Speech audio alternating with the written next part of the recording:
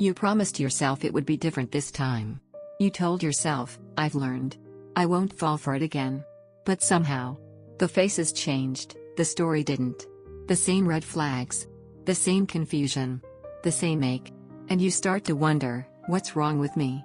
Why do I keep ending up in the same kind of pain, just with a different person, in a different disguise? The truth is, it's not because you're broken. It's because your nervous system confuses pain with safety. And until you understand why, you'll keep mistaking chaos for connection. But today, we're going to change that. By the end of this video, you'll see your patterns for what they really are, not a curse, but a mirror.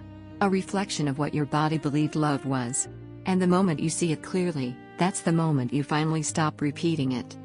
Here's the hard truth, we don't attract what we want. We attract what feels familiar. When you grew up in environments where love was inconsistent, your nervous system learned that love equals anxiety, unpredictability, or rejection. So as an adult, you unconsciously seek the same energy, not because you want pain, but because your body says, this feels like home. You chase emotional highs because that's what love felt like. You accept breadcrumbs because that's what connection used to mean. And you confuse intensity for intimacy. That's how the pattern begins, not from weakness, but from survival. You've probably said it before, I know it's toxic, but I can't stop. That's because awareness lives in your mind, but the pattern lives in your body. Your mind can see the red flags. But your nervous system, it remembers the chemistry of chaos.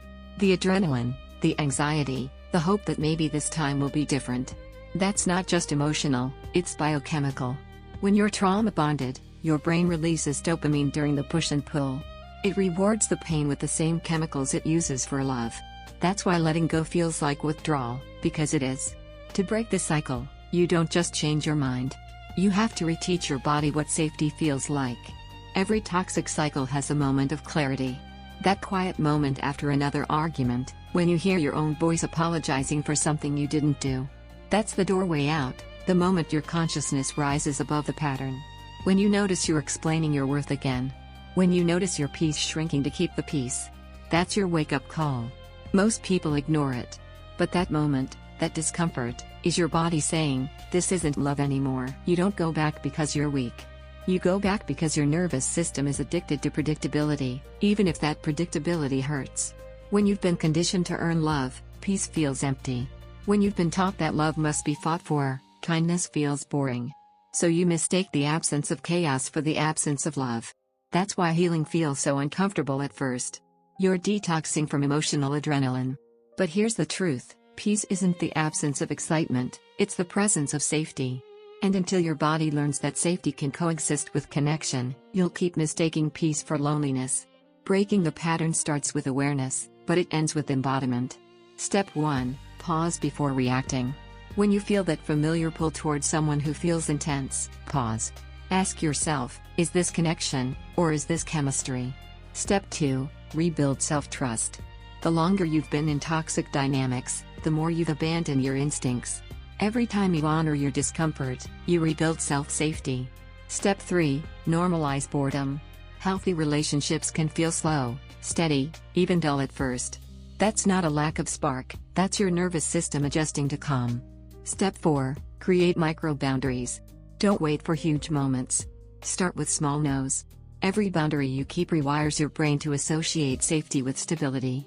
The deeper truth is this, you're not just breaking patterns with people.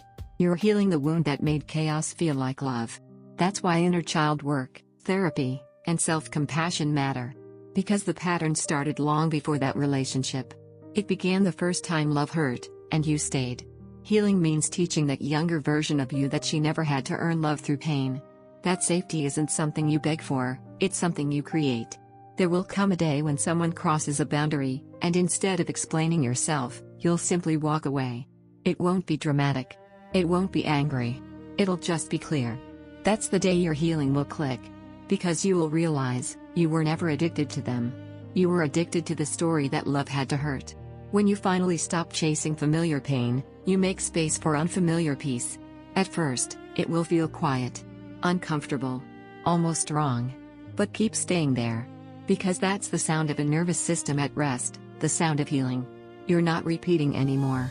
You're remembering. You're remembering what love feels like when it's safe. Subscribe, and let's keep unlearning the lies that made you forget your worth. You're not broken. You're healing.